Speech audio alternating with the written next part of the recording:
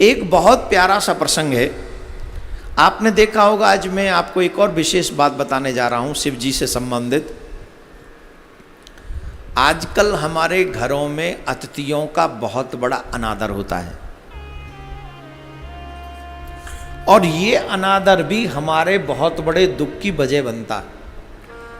इससे संबंधित एक प्रसंग लिंग पुराण में आता है, शिव पुराण में नहीं, लिंग पुराण में। और इस पुराण को अगर आप पढ़ेंगे तो आपको बहुत कुछ पता चलेगा, क्योंकि अभी मुझे शिव जी की कथा करनी है, तो कृपा है गोपेश्वर महादेव की, कुछ पढ़ने का सुअवसर मिलता है। नई नई बातें जब सुनते हैं, पढ़ते हैं, तो हृदय बड़ा प्रफुल्लित होता है। आहा, हम कितने भाग्यशाली हैं, हमें मनुष्य योनि मिल गई। हम पढ़ सकते हैं कि शिव पुराण में क्या है, भागवत पुराण में क्या है, लिंग पुराण में क्या है, हरिवंश पुराण में क्या है, ये सब पढ़ सकते हैं। ये मनुष्य जीवन में ही संभव है। तो लिंग पुराण में लिखा है कि विद्वान पुरुषों को जानबूझकर किन्हीं भी अव्यंतर पूजक की परीक्षा नहीं लेनी चाहिए। जो हमारे लिए पूजनीय हैं, जो हमारे लिए आदरणीय हैं, जो हमारे लिए सम्माननीय हैं, जानबूझकर कभी भी उनकी परीक्षा नहीं लेनी चाहिए। परंतु अल्प बुद्धि वाले ऐसे निंदक भी हैं जो इस प्रकार का क्रम करते हैं, ऐसे निंदनीय कार्य करते हैं। पूर्व काल में दारुवन में एक रुद्र की निंदा करने वाले मुनियों को कष्ट किस तरह से प्राप्त हुआ था, ये हमको अवश्य पढ़ना चाहिए अथवा सुनना चाहिए। तब वहां सनत कुमार जी ने बोले, हे प्रभु, प्राचीन काल में दारुवन में तपस्या भक्ति भाव आत्म वाले उन वनवासी मुनियों के साथ जो कुछ घटित हुआ, उसे इस समय आपसे सुनना चाहता हूँ। कृपा करके आप बताइए कि वहाँ पर भगवान शिव विकृत रूप धारण करके दारुवन में क्यों गए? उस वन में परमात्मा रुद्र के साथ क्या हुआ? उन देवादिदेव शिव के किस क्रियाकलाप से वहाँ के ऋषि मुनियों को जो अच्छा नहीं लगा, वहाँ यथार्थ में कौन सी घटना घटित हुई, कृपा करके बताइए। वहाँ पर नंदकेश्वर इस बात को सुना रहे हैं सनत कुमार को। सूत जी कहते हैं, ऋषिगणों, उन सनत कुमार का यह वचन सुनकर श्रुति सार विदों में वरिष्ठ शिलाद पुत्र भगवान नंदकेश्वर कुछ हंसते हुए मुस्कुराते हुए सनत कुमार से कहने लगे, एक बार घने देव दारुवन में देवादिदेव रुद्र की प्रसन्नता के लिए अपने स्त्री पुरुषों को लेकर कुछ संत मुनि, ऋषि मुनि इत्यादि ब्राह्मण वहां पर पंचाग्नि सेवन करते हुए मुनिगण कठोर तप कर रहे थे। तो मुनिगण जब कठोर तप कर रहे थे तो भगवान शिव ने देखा कि चलो भजन की माला लेके तो सब बैठ जाते हैं, लेकिन ये अच्छा भजन कर रहा है कि नहीं, कठिन तपस्या करने का तो ठीक है, लेकिन वो मन से कर रहा है कि नहीं। अब एग्ज़ाम में जब बच्चे, आजकल 12th वाले बच्चे बड़े खुशी मना रहे होंगे कि एग्ज़ाम रद्द हो गया, पास हो गए हैं, लेकिन मेरे लिए एक खुशी की बात नहीं है, दुख की बात है।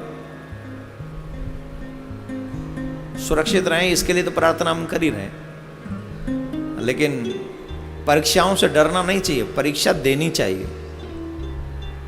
परीक्षा दोगे तो पता चलेगा कि तुम्हारा स्किल क्या है। कोई भी टीचर बिना परीक्षा लिए आगे की क्लास में नहीं भेजता। वैसे ही भगवान भी जब तक अपने भक्तों की परीक्षा न ले ले तब तक ये सिद्ध नहीं करता कि मेरा सच्चा भक्त है।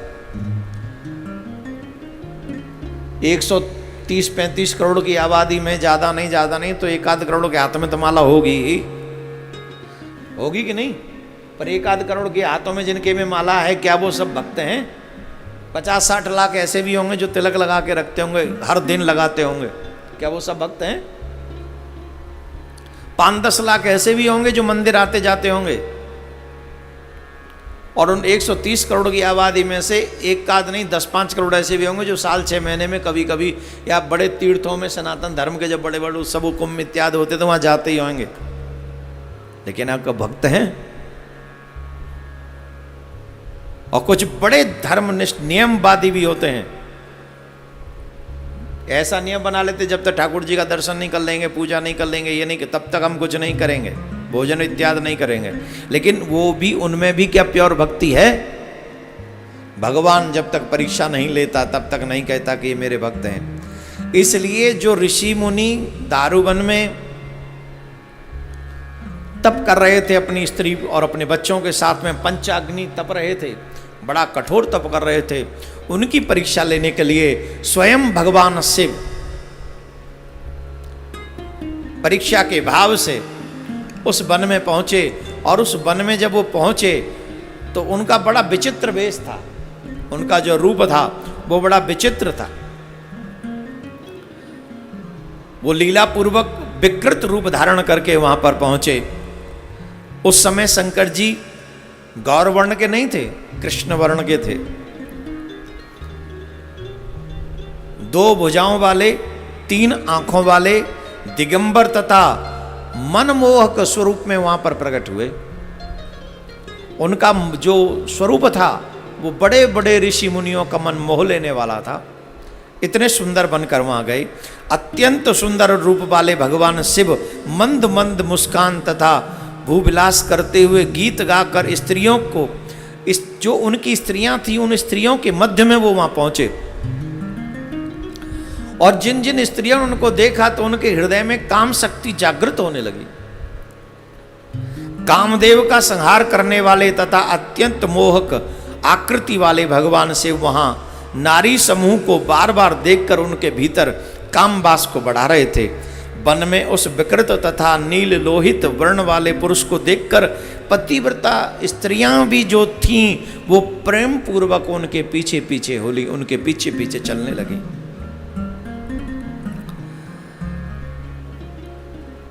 वहां बड़ा ही सुंदर दर्शन था। इतना ही नहीं, वो स्त्रियों के वस्त्र एवं अलंकार शिथिल हो गए थे, वे मूर्छित सी हो गईं। उन लीला में शिव के मुखारविंद को मोहक मुस्कान को पाकर वृक्षों के आश्रय में रहने वाली वे नारियां उनके पीछे पीछे चल दी। शिवजी देखकर प्रौढ़ावस्था वाली, जो प्रौढ़ हो चुकी थी, वो प्रौढ़ अवस्था वाली भी देवियां स्त्रियां मदमस्त हो गई थी, आंखें घुमाने लगी थी। उन्हें देख देख कर वो मुस्कुराने लगी थी, अपनी भावों का संचार करने लगी थी। जैसे एक प्रेम में हाव भाव है चेहरे का, मुस्कुराना, टकटकी लगा कर देखना और आंखों से और थोड़ा बहुत इशारा करना, वो वहाँ की प्रौढ़ स्त्रियां भी करने लगी थी भगवान शिव को देखकर। इतना सुंदर रूप उन्होंने बनाया था। दूसरी स्त्रियां मुस्कान युक्त अपने मुख को करने लगी, मुस्काने लगी। और कहते, इसीलिए कहते हैं बेवजह किसी को देखकर हंसना नहीं चाहिए। अनजान व्यक्ति, मैं हमेशा कथा में कहता हूँ, देवियों को, अननोन पर्सन को तो पहली बात देखना ही नहीं चाहिए। देख भी ले तो उन्हें देखकर मुस्कुराना नहीं चाहिए, बेवजह उनसे बात नहीं करनी चाहिए। ये बात स्त्री या पुरुष की नहीं, पुरुष की भी है। अकेले पुरुष को भी ध्यान रखना चाहिए। यह आपका सम्मान है, ये सामने वाले का सम्मान नहीं है। इसको कहते हैं सेल्फ रिस्पेक्ट। ये पुराणों की जो घटनाएं हैं वो हमें सिखाती हैं। हर किसी से बड़ बड़ बातें ना स्त्रियों को करनी चाहिए ना पुरुषों को करनी चाहिए। पुरुष को भी पराई स्त्री, पराई कन्या से बेवजह ना तो आंखें मिलानी चाहिए और ना ही बेवजह उससे बात करनी चाहिए। पुरुष को भी, स्त्री दिखी नहीं कि, कन्या दिखी नहीं कि झट बात करने पहुंच जाते हैं। चलिए यहां का प्रसंग सुनिए। उनके वस्त्र शिथिल से हो गए थे, कांची बंधन भी ढीले हो गए थे। वे मिलकर गाने लगी थी। उस समय शिव को विपिन में देखकर कुछ ऋषि पत्नियां तो शिथिल नूतन वस्त्रों तथा अपने अपने विचित्र वैलों को फेंक कर मंद मंद मुस्कुराने लगी और स्वजनों के पास भी पहुंच गई थी। उस समय शिथिल वस्त्र वाली कोई भी शिव को देखकर विशिष्ट वासना युक्त हो गई थी तथा अन्य स्त्रियां मत वाली सी होकर विचित्र शाखा वाले प्रसिद्ध वृक्षों को तथा घनिष्ठ बंधुजनों तक को नहीं पहचानती थी। हे द्विज श्रेष्ठ, कुछ स्त्रियां उनके पास जाकर नाचने लगी, जमीन पर गिर पड़ी। कुछ स्त्रियां हाथी की भांति उनके सामने बैठ गईं। कोई स्त्री कुछ बोलने लगी, मुस्कुराते हुए एक दूसरे को देखकर परस्पर आलिंगन करने लगी। वे सभी ओर से शिवजी के मार्ग को रोककर अनेक प्रकार के हाव भाव करने लगी थीं। कुछ स्त्रियां उनसे कहने लगीं, आप कौन हैं? आप कहाँ से आए हैं? इतना सौंदर्य आपने कहाँ से प्राप्त किया है? हमने इससे पहले आपका दर्शन नहीं हुआ। आप कौन हैं? कृपा करके बताइए। आप कहाँ जा रहे हैं? आप हम सब पर प्रसन्न हो जाइए, आप हमें स्वीकार कीजिए, आप हमारा त्याग मत कीजिए। भगवान शंकर की माया के प्रभाव में अपने पतियों के सन्मुख ही वो पतिव्रता स्त्री शिवजी को इस तरीके से बातें कर रही थी। ध्यान देने योग्य बात है, ये माया बड़ी प्रबल है। इसीलिए साधकों को इस साधना का पालन करते समय अपने ऊपर पूर्ण संयम रखना चाहिए। प्रत्येक व्रत में, प्रत्येक अनुष्ठान में सबसे पहले बात कही जाती है ब्रह्मचर्य का पालन करो। सबसे बड़ा दोष ही है ब्रह्मचर्य का खंडन होना। स्त्री के लिए पुरुष सबसे बड़ी समस्या है और पुरुष के लिए स्त्री सबसे बड़ी समस्या है। ये साधनों के संदर्भ में कह रहे हैं हम। और ये संसार बिना स्त्री पुरुष के चलेगा नहीं, ये भी कंफर्म है। अगर कोई सोचे बिना स्त्री पुरुष के संसार चल जाए तो यह संभव है, लेकिन व्यवस्था दी गई। अपने ही घर को घर कहें, दूसरे के घर में जबरदस्ती आप ताला नहीं डाल सकते। जैसे कानून कहता है जो तुम्हारा घर है वही तुम्हारा घर है, वैसे ही हमारे शास्त्र कहते हैं कि एक पत्नी एक पति, यही तुम्हारा अनुष्ठान और नियम होना चाहिए। भगवान राम जी के पिताजी ने 3 विवाह किए थे। भगवान राम भी 10 विवाह कर सकते थे, कोई रोकने वाला नहीं था उन्हें। लेकिन उन्होंने समाज को मानवता सिखाने के लिए कहा कि मैं एक नारी व्रत का पालन करूंगा। और उस समय 1-2 साल नहीं जीते थे, 100 या 150 साल नहीं जीते थे, कई हजार वर्ष जीते थे। उन हजारों वर्षों में अकेली सीता मां के साथ में भगवान श्री राम रहे। ये और हम लोग तो आजकल जीते कितना है,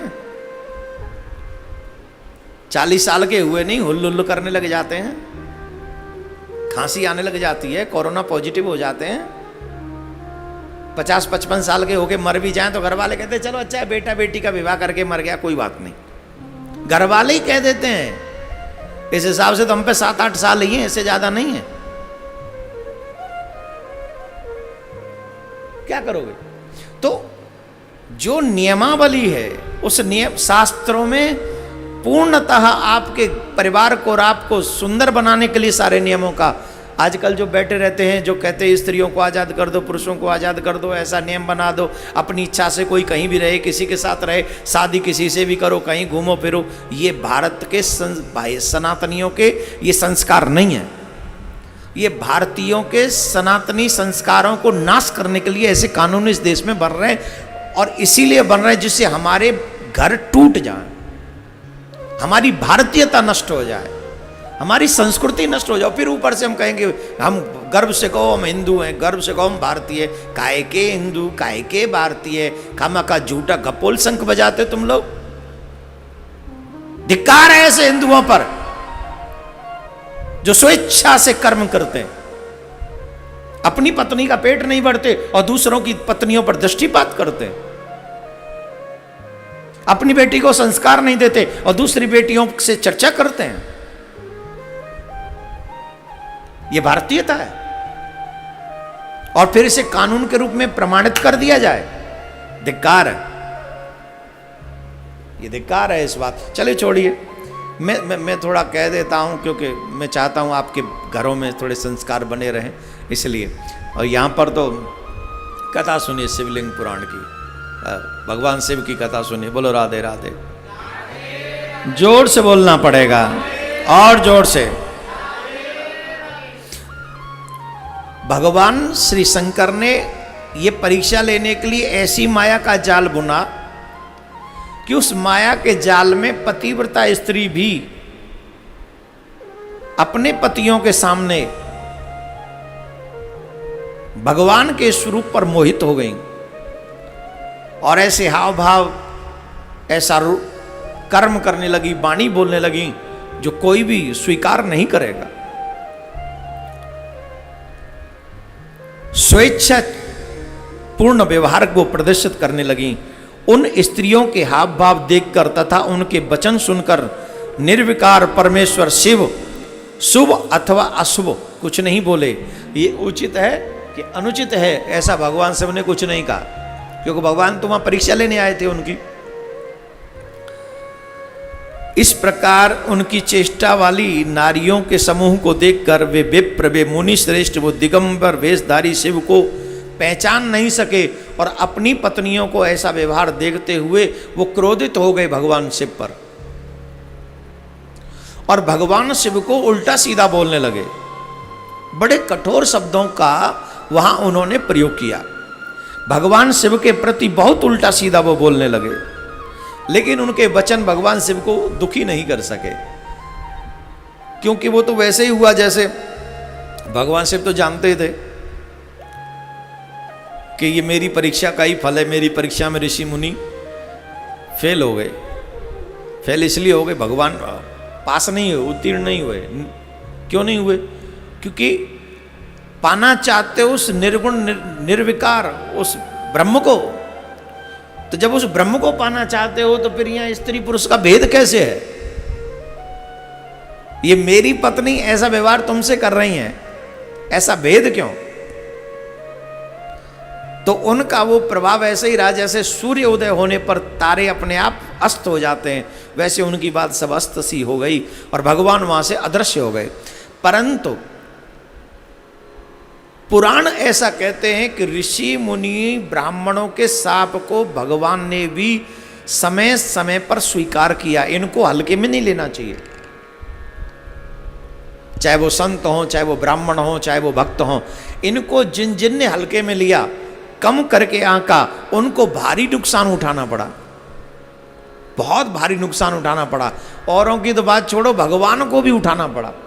ऐसे कई उदाहरण इस समय यहां पर बताए गए हैं लिंग पुराण में।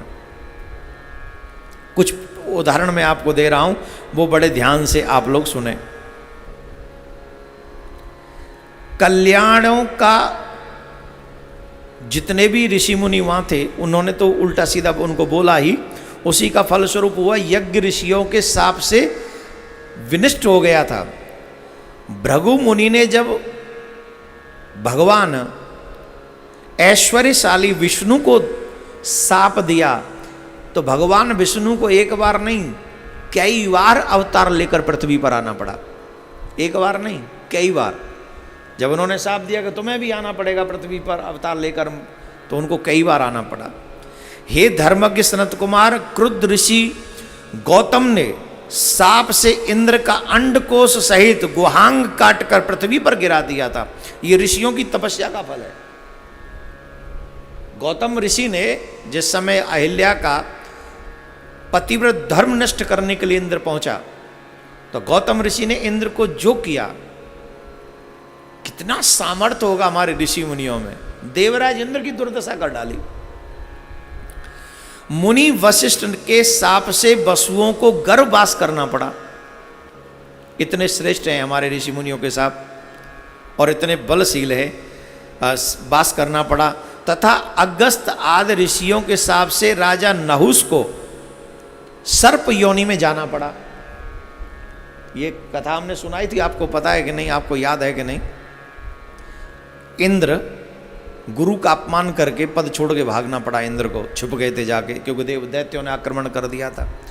तो उस समय इंद्रासन पर नहुस को बैठाल दिया, और जब नहुस को बैठाल दिया तो नहुस प्रसन्न, नहुस धार्मिक तो था ही, शिव जी का अपराध उसने भी कर दिया एक बार।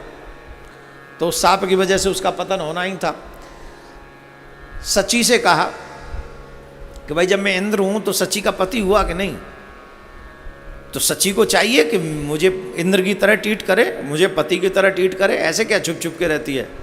जब मैं इंद्र ही हूं तो मेरी पत्नी हुई, इंद्रासन पर मैं बैठा हूं। संत महात्मा उपाय बता देते हैं, सची को भी उपाय बता दिया। तो सची ने मैसेज भिजवाया। मैसेज, कामी आदमी स्त्री के मैसेज का इंतजार करता है, प्रतीक्षा करता है। पुरुष मैसेज छोड़ दे और व्हाट्सएप पे वो चेक कर ले कि ब्लू टिक लग गई, और वहां से आंसर ना आए वापस, तो रात का भोजन अच्छा नहीं लगता है। बड़ा विकराल रूप हो जाता है, मनस्थिति बड़ी डामाडोल हो जाती है। बोलो राधे राधे। धीरे बोल लो तुम। देवी जी का मैसेज आया सची का, मैं तुम्हें पति के रूप में स्वीकार कर लूंगी, लेकिन मेरी एक शर्त है। क्या? बोले तुम्हें मेरे पास आने के लिए एक पालकी में आना पड़ेगा, और उस पालकी में ऋषि मुनि लगे होने चाहिए। और कहते हैं, भगवान स्वयं नारायण कहते हैं, मोए न भाव विप्र कुल द्रोही। कोई कितना भी भजनानंदी हो, कोई कितना भी बड़ा तपस्या करता हो, लेकिन जो विप्र कुल से द्रोह करता है वो मुझे कदापि नहीं भाता। भगवान कहते रामायण में। तो सची ने कहा कि अगर तुम तपस्वी ऋषि मुनि विशेष लोगों को पालकी में कार की जगह लगा कर लाओ और उस पालकी में तुम बैठो, तो मैं तुम्हें स्वीकार कर लूंगी। कामी आदमी अंधा हो जाता है, काम में अंधा हो जाता है। उसे फिर न अपना सम्मान दिखता है, मान सम्मान कुछ नहीं दिखता, हार व्यवहार कुछ नहीं दिखता, नाते रिश्ते कुछ नहीं दिखते, बड़ों का आदर अनादर कुछ नहीं दिखता। कामी तो कामी ब्लाइंड हो जाता है। तो ऋषियों से कहा कि भाई आप हमारी पालकी में लगो। बोले ठीक है भाई, तू इंद्र है, लग जाएंगे। अब लग गए। अब जल्दी पहुंचने के चक्कर में, जल्दी पहुंचने के, उल्टा सीधा बोलता था उनको, अरे जल्दी ले चलो, जल्दी ले चलो, जल्दी ले चलो। इवन एक जगह तो हमने सुना कि उन्होंने लात का प्रहार कर दिया, जल्दी पहुंचने के चक्कर में चरण का प्रहार किया। इतने में ही अगस्त ऋषि ने उन्हें शाप दे दिया, और अगस्त ऋषि इत्यादि के शाप से राजा नहुस को सर्प होना पड़ा। अब इंद्रासन तो गया ही गया काम से, सांप और बनना पड़ा। ये किसकी बदौलत? संतों के अपमान की बदौलत। इतना ही नहीं, आपने ये प्रसंग बहुत कम सुना होगा लोगों के मुख से, इसको जरा ध्यान से सुनो। क्षीर सागर का नाम सुना है? क्षीर सागर में नारायण भगवान वास करते हैं। ये ऐसी कथाएं आपको सुनने को मिल रही हैं जो बहुत रेयर सुनने को मिलती हैं। क्षीर सागर में जहां भगवान नारायण नित्य, वो अमृत तुल्य है। वो जो क्षीर सागर है वो साधारण नहीं है, वो अमृत तुल्य है। उस अमृत तुल्य क्षीर सागर, जो हमारी माओं के आंचलों में दूध आता है ना, जब संतान होती है तो माओं के आंचलों में दूध आ जाता है। कहां से आता है? ये डायरेक्ट कनेक्शन है परमात्मा की कृपा का क्षीर सागर से।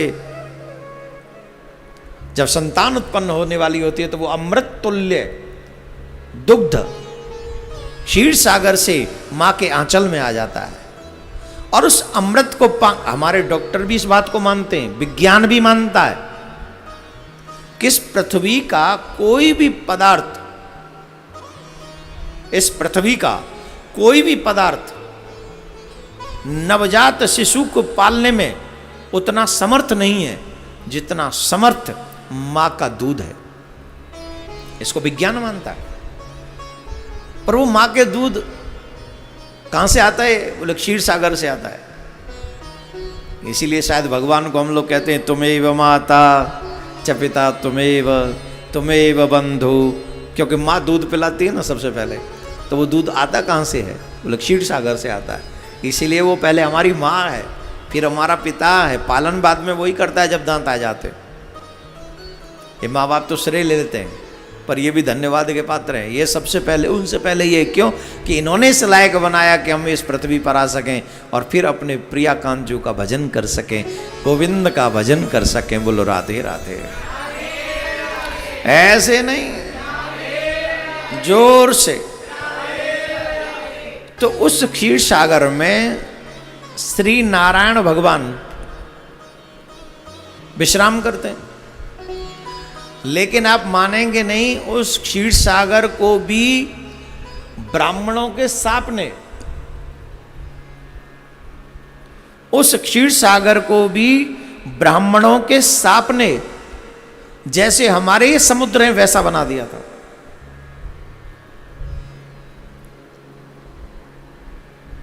आधार स्वरूप वह क्षीर सागर ब्राह्मणों के द्वारा सदा सदा के लिए दूसरे अपेय जलवासे समुद्र के रूप में ही कर दिया था।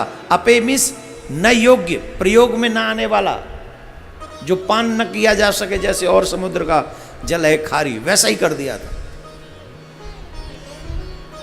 ब्राह्मणों ने। तब भगवान नारायण ने क्या किया? तब मेरे प्रभु नारायण ब्रह्मा इत्यादि को लेकर काशीपुरी में पहुंचे, और काशीपुरी में पहुंचकर मेरे प्रभु ने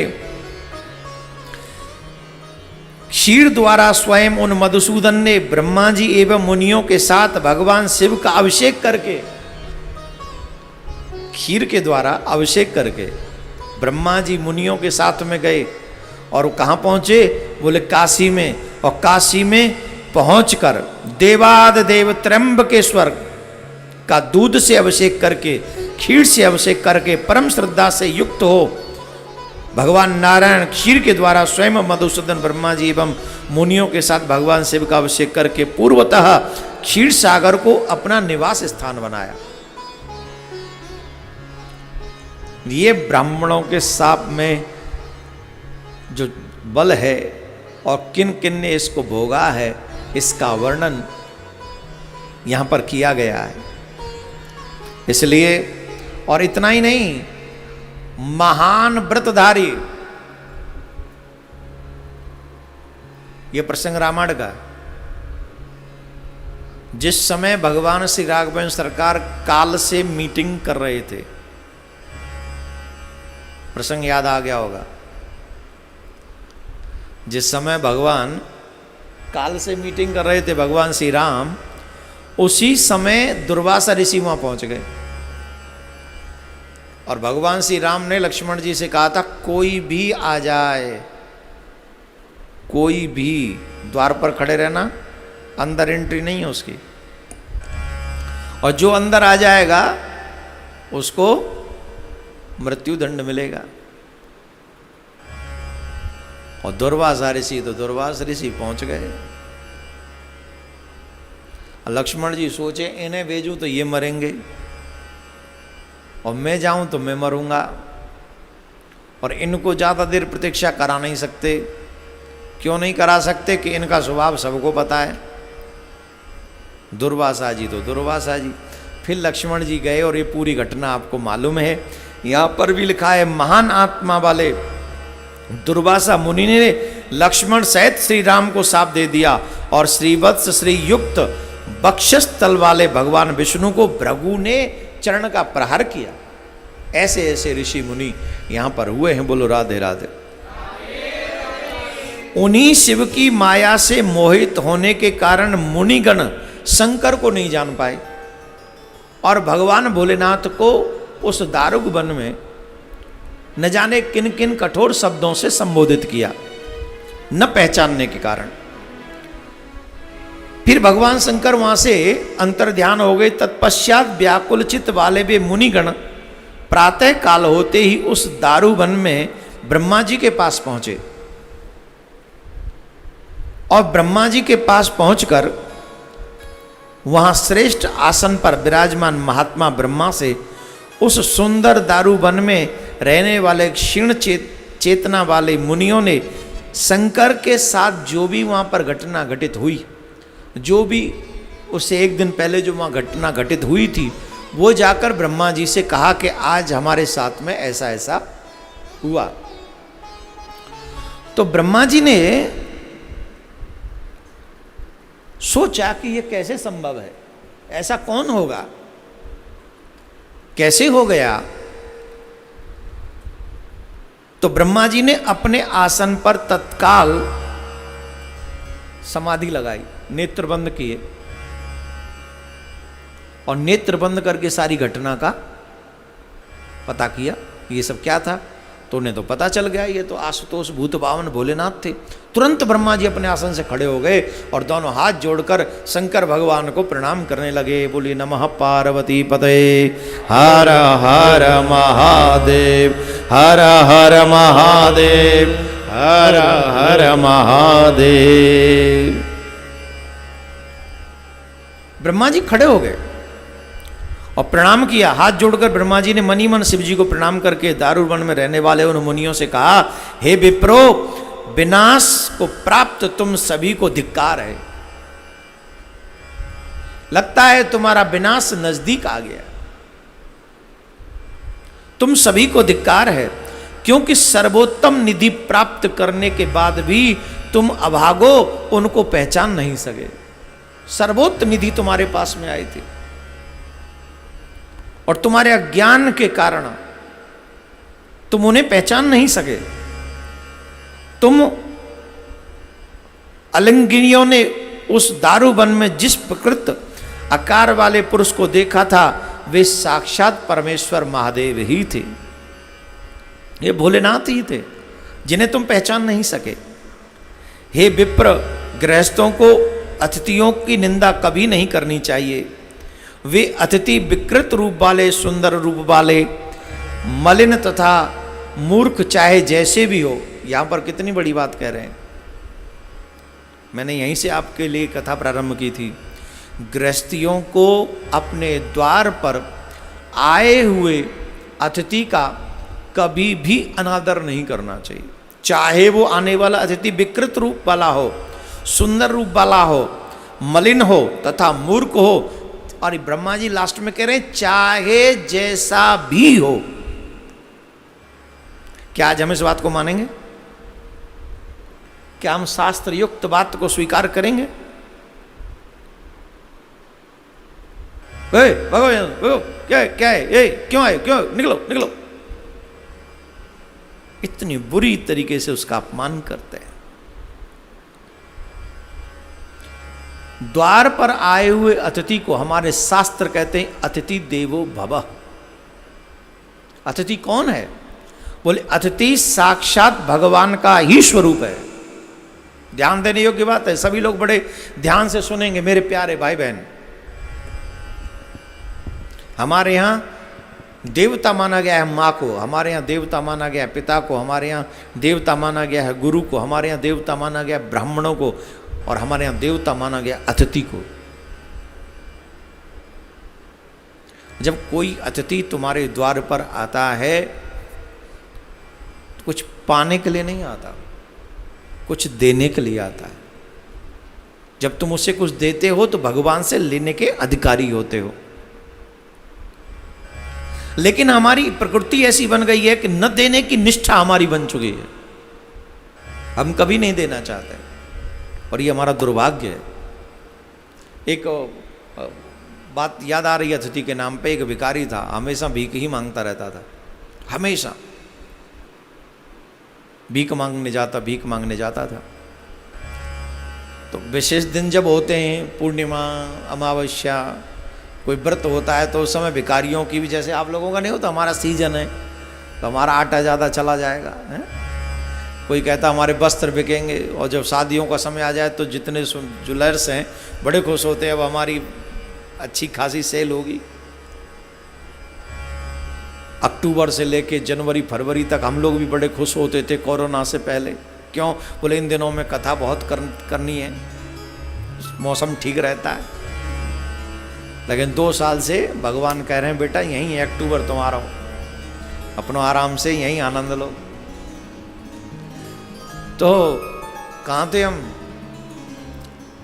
पूर्णिमा के दिन वो भिखारी अपने घर से चला, ये सोचकर चला कि मुझे आज पूर्णिमा है, निश्चित तौर पर आज गांव वाले अच्छी भिक्षा देंगे। नगर वाले, गांव से नगर की तरफ जा रहे तो नगर वाले अच्छी भिक्षा देंगे। तो अपनी जो वो झोली थी उसकी, उसमें उसने 2-4 एक आध मुट्ठी अनाज अपने घर से ही डाल लिया। इसलिए डाल लिया कि लोगों को दिखना चाहिए कि इसको ऑलरेडी किसी ने दे रखा है। वो गया। अब वो जब जा रहा था नगर में तो सामने से राजा आ गया, और राजा हाथी पे था और उसके काफ़ी लोग थे साथ में। तो जब काफ़ी लोग साथ में थे तो राजा ने उस भिखारी को देखा तो हाथी को रुकवाया और नीचे उतरा। राजा को सामने से आता हुआ देखा, भिखारी के हृदय की जो है गति थी वो आनंद में विह्वल हो गई, आनंद में झूमने लगा कि आज तो राजा मिल गया, आज मुझे बहुत कुछ मिलेगा, मुझे बहुत कुछ मिल जाएगा। राजा ने सामने आके उसको प्रणाम करके, भिखारी को प्रणाम राजा ने किया और दोनों हाथ फैला दिए, बोले मुझे भिक्षाम दे, भिक्षा दो। भिखारी ने माथा पकड़ लिया।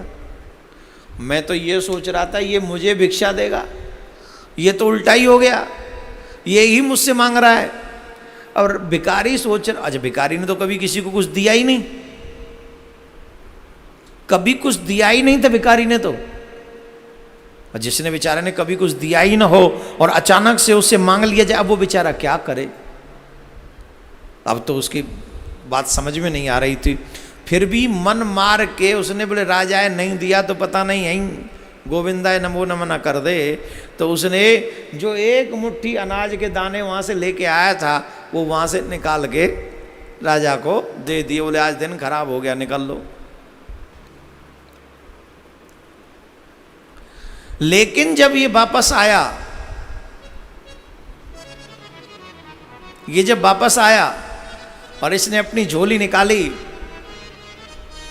तो जितने दाने इसने अनाज के दिए थे उतने ही दाने हीरे उसकी झोली में मौजूद थे।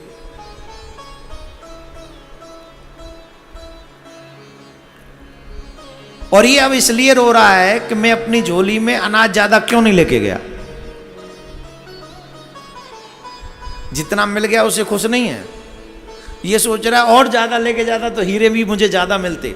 दुखी तब भी हो रहा था जब दे रहा था, और दुखी अब भी हो रहा है जब हीरे मिल गए। कहने का मतलब है आप जब तक दोगे नहीं आपको रिटर्न कुछ मिलेगा नहीं। आपके द्वार पर आए हुए अतिथि को आप कुछ नहीं कर सकते तो एक गिलास पानी अवश्य पिला दो, जल अवश्य पिला दो।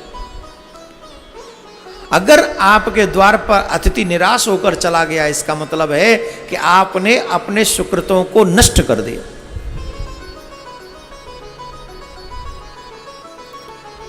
कभी भी अपने द्वार पर आए हुए अतिथि का अपमान किसी व्यक्ति को नहीं करना चाहिए। यह प्रसंग बड़ा सुंदर है लिंग पुराण में और बड़ा अद्भुत है। ब्रह्मा जी उन ऋषियों को धिक्कार रहे हैं, तुम्हें पता भी नहीं है कि तुम्हारे पास कौन आया था, तुम उन्हें पहचान नहीं सके। और न पहचान सके कोई बात नहीं, तुमने नहीं पहचाना, हम लोग भगवान को नहीं पहचान सकते, परंतु अपनी वाणी पर तुम यज्ञ कर रहे थे, तुम तप कर रहे थे, तुम पंचाग्नि तप रहे थे, तो कम से कम अपनी वाणी पर तो तुमको कंट्रोल रखना चाहिए था। वैसे भी हमारे ऐसा नियम है कि द्वार पर आए हुए अतिथि का अनादर नहीं करते। तुमने सब वही किया, वही किया। भव सागर से पार होने तथा आत्मशुद्धि के लिए अतिथि पूजा को छोड़कर गृहस्थों में तथा श्रेष्ठ द्विजों के लिए लोक में अन्य कोई उपाय नहीं है, ऐसा ब्रह्मा जी कह रहे हैं। भव सागर से पार होने के लिए, आत्मशुद्धि के लिए अतिथि सेवा सर्वोपरि मानी गई है। अतिथि जो कोई तुम्हारे द्वार पर आ जाए, तुम्हारे यहाँ गुरु जी आ जाए, तुम उनकी सेवा न करो तो कैसे तुम्हारा कल्याण होगा। तुम्हारे यहाँ कोई संत महात्मा आ जाए, तुम उन्हें भोजन न कराओ तो कैसे तुम्हारा कल्याण होगा। तुम्हारे यहाँ आने वाला अननोन पर्सन जो जिसे कहीं भोजन न मिल रहा हो, जहाँ जिसे किसी कभी जल न मिला हो, कई दिन से प्यासा हो या सुबह से प्यासा हो, अगर तुम जल उसे न पिलाओ तो तुम्हारा कैसे कल्याण होगा। अतिथियों के लिए ये सर्वोपरि मार्ग बताया गया है कि अपने द्वार पर आए हुए अतिथि का पूर्णतः सत्कार करना चाहिए। और जो ऐसा नहीं कर सकता है वो अपने गृहस्थ धर्म का अनादर ही करता है। बोलो राधे राधे।